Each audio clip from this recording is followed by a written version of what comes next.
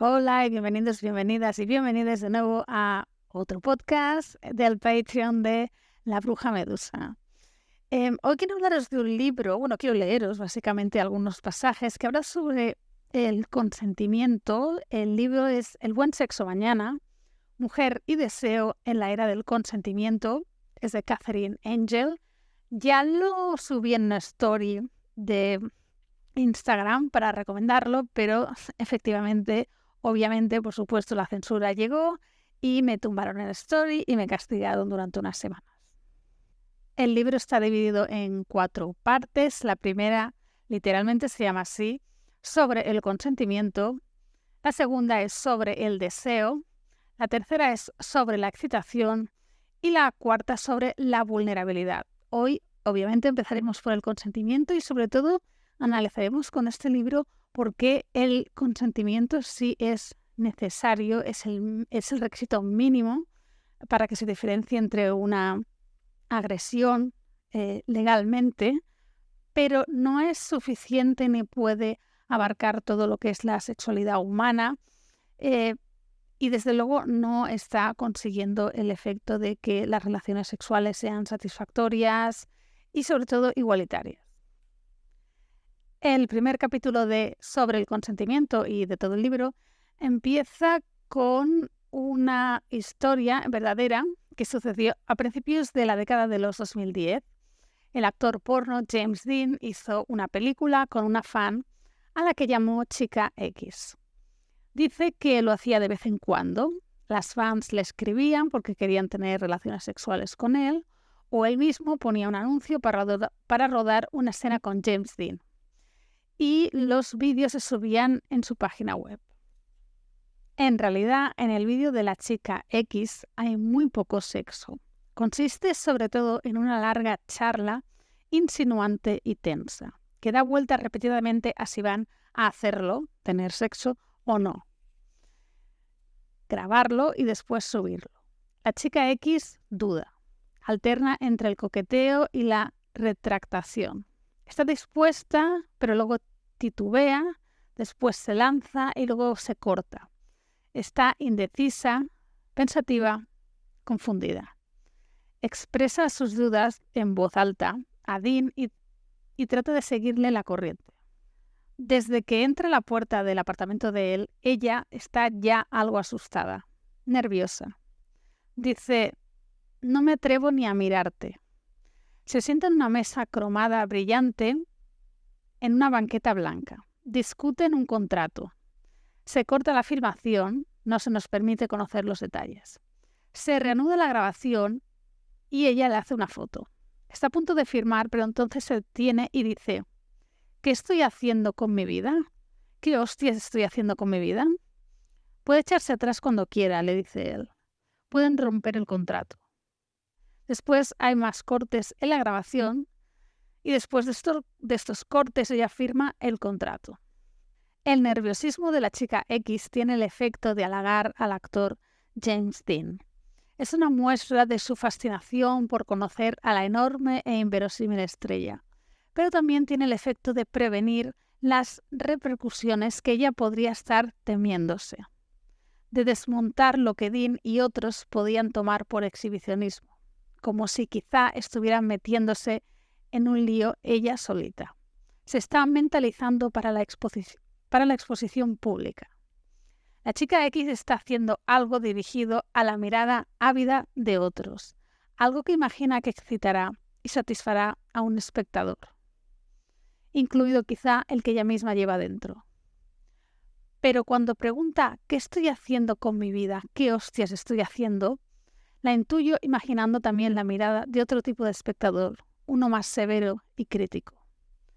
Probablemente la Chica X tiene muy interiorizado a ambos espectadores, al que la alienta y al que la castiga, como los tienen muchísimas mujeres. El espectador que nos han enseñado a satisfacer y el espectador cuya desaprobación y represalias tememos provocar.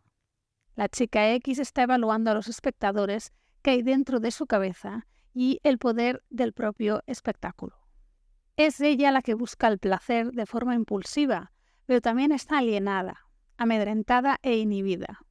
Oscila entre la desvergüenza y la extrema conciencia del desequilibrio de poder entre ella y James Dean.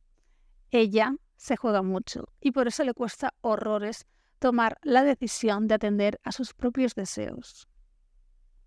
Cuando la chica X expresa su indecisión, quiero hacerlo contigo, pero no sé si quiero que lo vea todo el mundo, él se muestra comprensivo. No quieres que digan que eres una puta. Ella continúa así, en plan, te he visto follándotelo a él, a James Dean, ¿por qué no follas conmigo? Y esto no es una idea del todo paranoica. Uno de los acusados en el juicio de la violación de Rugby de 2018 en Irlanda del Norte entró en la habitación donde otros 2 hombres habían mantenido relaciones sexuales con una mujer.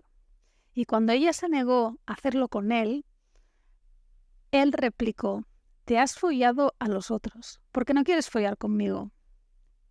El supuesto deseo de una mujer, aunque sea por una sola vez, por un hombre, ya la convierte en vulnerable. Su deseo la despoja del derecho a la protección y a la justicia. Una vez que se considera que una mujer ha accedido a algo, ya no puede negarse a nada. Esto lo vemos mucho con las que trabajan, las trabajadoras sexuales en OnlyFans, ¿no? En plan, como que pueden subir fotos de ellas sin su consentimiento porque total, ya las están subiendo a OnlyFans, ¿no? Que más le da una que sea suya privada que a otra que sube pues enseñando las tetas. Es como que, como ella decide en un momento concreto mostrarse bajo sus términos y su consentimiento, eso ya la convierte como en propiedad de todos. Después pone lo que pasó con el movimiento Me Too, en el que se pedía a todas las mujeres que hablaran de las veces que habían sido agredidas o violadas. Y se pregunta la autora, cuando pedimos a las mujeres que hablen, ¿y por qué? ¿A quién beneficia lo que dicen? ¿A quién se pide que hable primero y a qué voces concretas se atienden?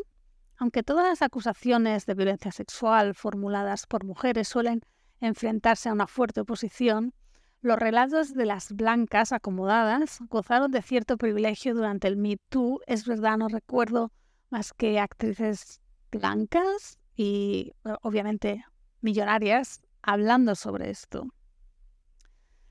Sin embargo, las jóvenes negras cuyas familias llevaban décadas reclamando que hicieran justicia con el músico y abusador sexual, R. Kelly, fueron ignoradas. En todo caso, a las mujeres no solo se les anima a hablar sobre el pasado, sino también sobre el futuro, como medida de protección. Hablar con claridad es un ingrediente necesario para prevenir males futuros, no únicamente para abordar los pasados. En los últimos años han aflorado 2 requisitos para el sexo satisfactorio, el consentimiento y el autoconocimiento. En el terreno sexual, donde el concepto del consentimiento es el rey supremo, las mujeres deben tomar la palabra. Y deben tomar la palabra con respecto a lo que quieren.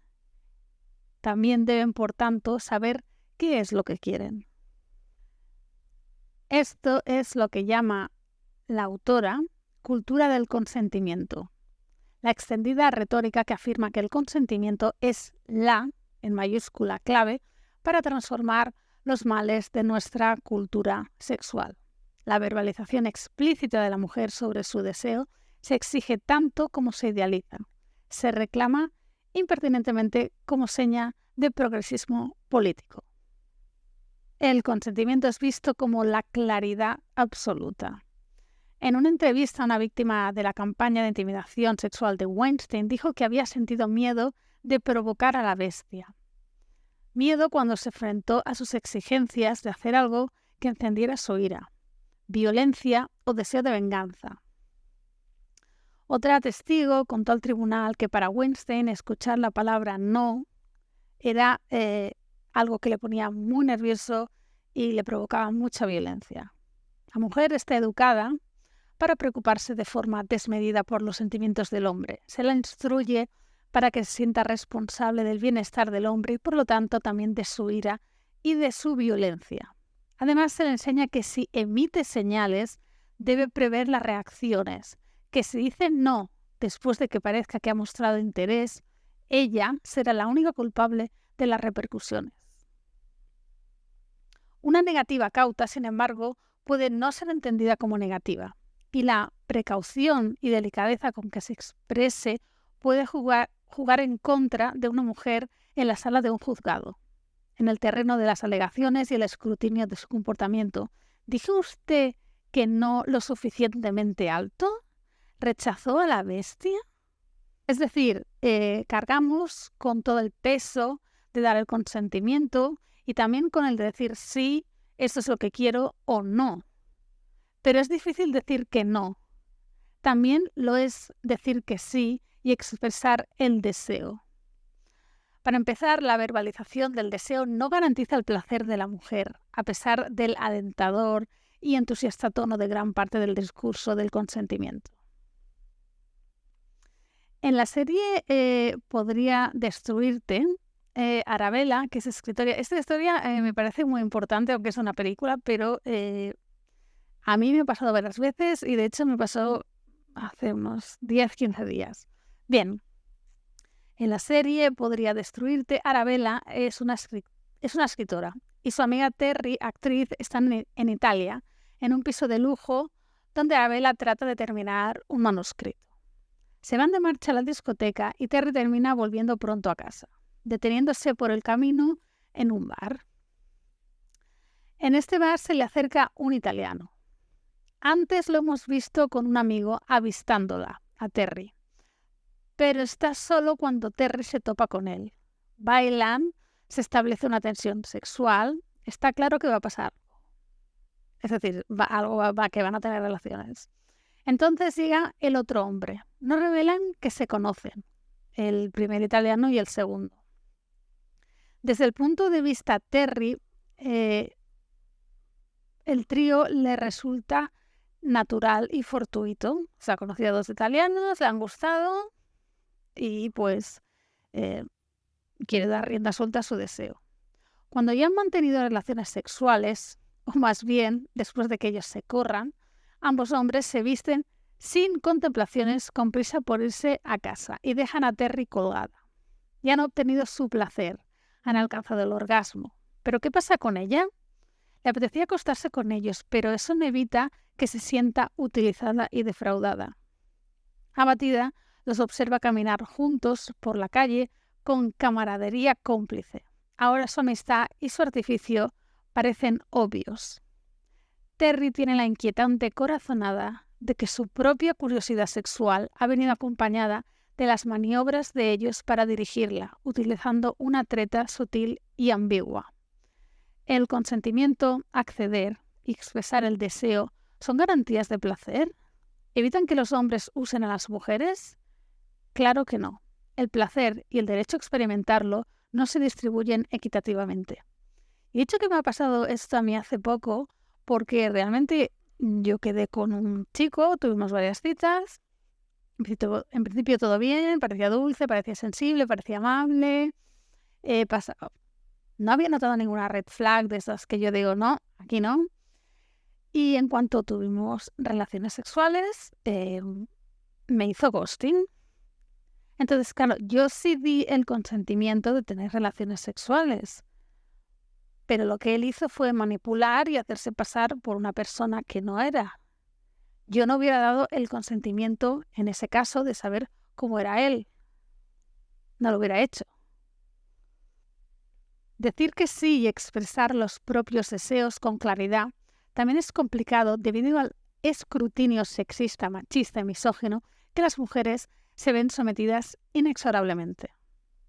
Muchos juicios de violación y agresión sexual no giran en torno a si se produjeron los hechos, sino en torno a si la víctima consintió mantener relaciones sexuales. Así el consentimiento se confunde con el disfrute, el placer y el deseo. La víctima ideal, como ha expresado un prominente abogado británico, es preferible que sea sexualmente inexperta o al menos, esta palabra tan odiosa, respetable. A menudo el apetito sexual de la mujer es precisamente la herramienta para exonerar la violencia masculina. ¿Por qué si no, por ejemplo, mostraría una abogada la ropa interior de un demandante ante un tribunal, como sucedió en un juicio de violación en Irlanda en 2018? La abogada argumentó: fíjense en cómo iba vestida. Llevaba un tanga con un lacito delante. La ropa interior de la demandante, al parecer, es prueba manifiesta de su deseo sexual. Cuando se considera que una mujer ha accedido a algo, ya no puede negarse a nada. El deseo femenino también fue crucial en la revisión del juicio del futbolista galés Chet Evans en 2016. Evans había sido condenado y encarcelado por la violación de una mujer de 19 años. La revisión del juicio ponderaba pruebas que el Tribunal de Apelación había juzgado relevantes, pruebas relacionadas con el historial sexual de la mujer, proporcionadas por otros dos hombres que declararon que ya tenía predilección por el sexo fuera de lo común. Supuestamente había practicado el coito a 4 patas, con penetración vaginal desde atrás, y había dicho «fóllame más fuerte». Es decir, que si se lo dice a uno, pues evidentemente se lo está haciendo a todos. Esto es básicamente lo que entendió el tribunal. Muchísimas leyes del consentimiento requieren que éste no se produzca bajo coerción, pero lo cierto es que la mujer a menudo accede a mantener relaciones que preferiría no mantener por miedo a las consecuencias. Es fundamental conservar la distinción entre el consentimiento y entusiasmo precisamente para poder describir lo que sucede en esas distintas dinámicas de poder desigual.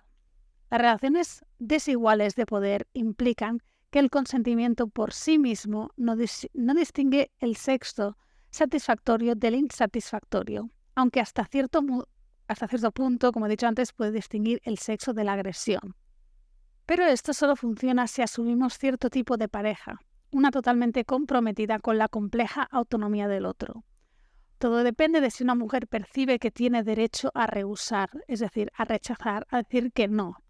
Y no sé, vosotras es que estoy segurísima que sí, que en muchas ocasiones habéis tenido miedo de decir que no. Depende, entre otras cosas, de que el hombre con el que está sea capaz de encajar una negativa, de que sea capaz de negociar sin abusar de su probable fuerza física superior, de que no abuse del mayor poder social que ejerce sobre ella, de que no abuse de la certeza de que la mujer raramente denuncia las agresiones y de que si lo hace, tiene todas las de perder. Cuando él solicita el consentimiento, ¿está realmente abierto a la posibilidad de que ella diga que no? ¿Es capaz de aceptar una negativa? ¿Se enfadará? Espérate que eso es difícil. Exacerbará, ignorará, persuadirá, engatusará, intimidará, castigará a la mujer.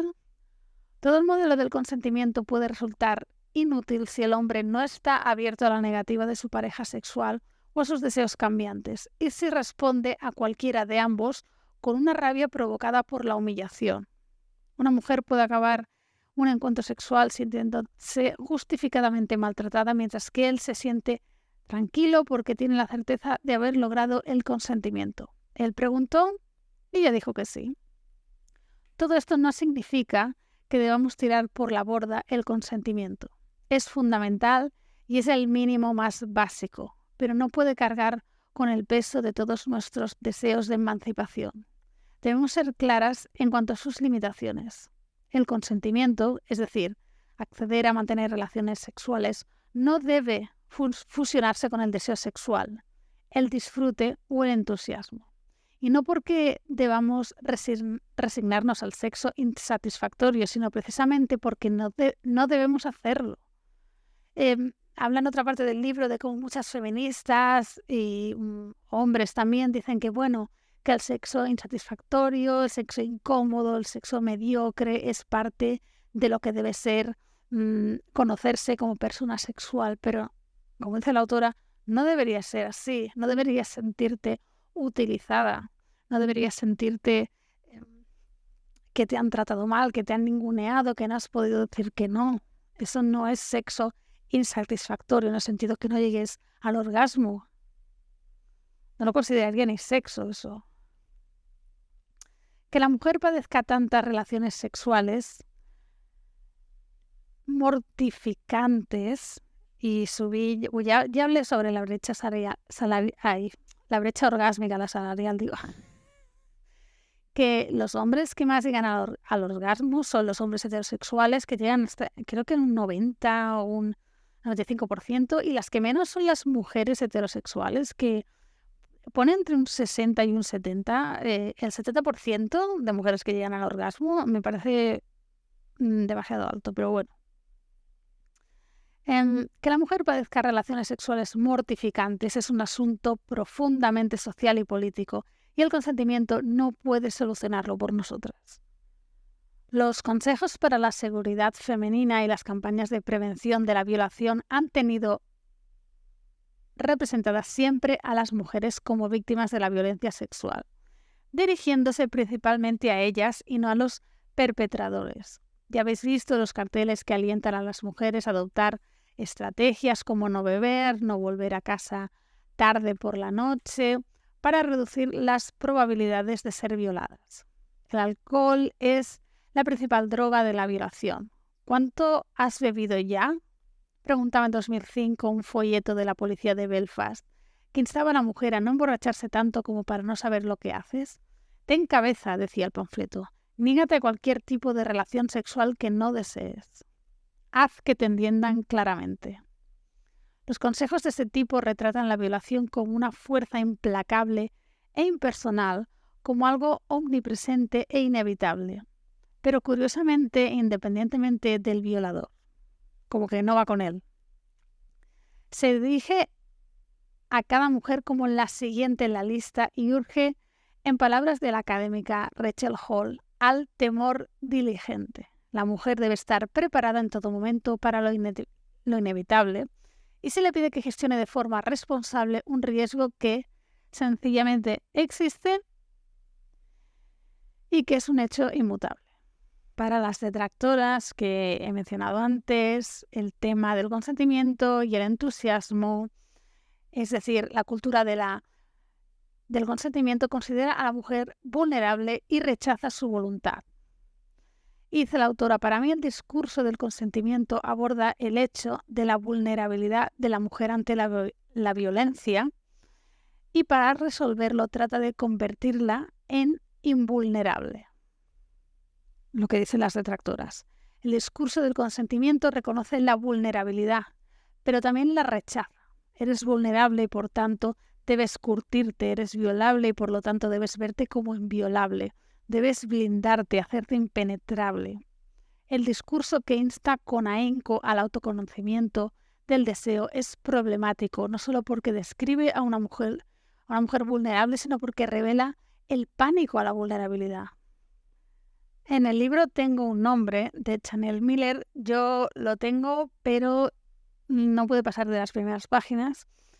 Describe a la perfección el efecto que la violación produjo en su propia capacidad para obtener placer físico. Brock Turner la agredió sexualmente en una fiesta de una fraternidad en Stanford y luego la dejó tirada detrás de unos cubos de basura. Y el juez lo condenó simplemente a unos meses por llamar a la violación un error de 15 minutos. Pues bien, lo contrario, dice la violación, hace que quieras transformarte en madera, en dura, en impenetrable, lo contrario a un cuerpo que debe ser blando, poroso y suave. Eso lo dice Chanel Miller en su libro. Muchas veces endurecerse es una respuesta necesaria ante la violencia o una estrategia necesaria para enfrentarse a ella. Quizá el miedo, ese fantasma constante a la violación, también provoque eso a nuestros pensamientos y a nuestras ideas. Así pues, otro motivo clave por el que el consentimiento no puede soportar el peso que le echamos encima es que exige un requisito irrealizable de placer y seguridad femeninos. El deseo es incierto y se va desarrollando, y eso resulta perturbador. Es perturbador porque da pie a la posibilidad de que la mujer no se conozca totalmente a sí misma y de que el hombre aproveche esa falta de certeza para coaccionarla o acosarla. ¿Deberíamos entonces negar esa faceta del deseo como consecuencia? No. Para tener cierta seguridad, no debemos exigir que el deseo sexual sea inalterable y conocido de antemano. Eso sería hacer a la sexualidad rehén de la violencia. No siempre sabemos lo que queremos y no siempre somos capaces de expresar nuestros deseos con claridad. Esto es debido en parte a la violencia, la misoginia y la vergüenza, que dificultan el descubrimiento del deseo y hacen que su expresión sea peligrosa. Pero también forma parte de la naturaleza del deseo del ser social, incipiente y sensible, al contexto, a nuestro pasado y a los deseos y comportamientos de los demás. Somos criaturas sociales y nuestros deseos siempre han nacido desde el primer día de la relación con aquellos a quienes importamos o no importamos. El deseo nunca existe en soledad. También es esto lo que hace que el sexo sea potencialmente excitante, intenso e importante. ¿Cómo conseguir que este hecho nos estimule en lugar de paralizarnos? Los analistas del nuevo paradigma del sexo y el consentimiento a menudo preguntan consternados por qué se espera del hombre que lea la mente de la mujer en lo tocante al sexo. Mi pregunta es otra. ¿Por qué se pide a la mujer que conozca su propia mente cuando conocerla propiamente es un objetivo tan incierto? El autoconocimiento no es una característica fiable de la sexualidad femenina ni de la sexualidad en general. De hecho, es una característica fiable de la personalidad. De hecho, no es ni siquiera una característica fiable de la personalidad. Insistir en lo contrario es fatal. Y es una conjetura que se ha dado por buena durante demasiado tiempo, impidiendo los debates sobre el placer, el disfrute, la autonomía y la seguridad. Si queremos que las relaciones sexuales sean, de nuevo o por fin, satisfactorias en un futuro cercano, tenemos que rechazar esta exigencia y partir de otro punto. En lugar de chapucear con formulaciones del consentimiento sobre las que ponemos una carga ética demasiado pesada, y en lugar de condenar los intentos de las mujeres por hacer su vida más segura y preocuparse más por su placer, tenemos que articular una ética sexual que no pretenda desesperadamente mantener a raya la incertidumbre del sexo. Una ética del sexo digna de ese nombre tiene que admitir la vaguedad, la opacidad y el desconocimiento. Tenemos que partir de esta premisa, esta peligrosa y compleja premisa. No tendríamos por qué conocernos a nosotras mismas para estar a salvo de la violencia. Bueno, y esto es la primera parte, como he explicado del libro, la mayoría de fragmentos sobre el consentimiento, y en el próximo capítulo, no sé si será esta semana o la que viene, será sobre el deseo, ¿no? De cómo se nos castiga a las mujeres por querer algo, como hemos visto en otros juicios. No, ella quería, como en el juicio de Dani Alves, porque ella entró, si apenas lo conocía, porque se fue al baño con él.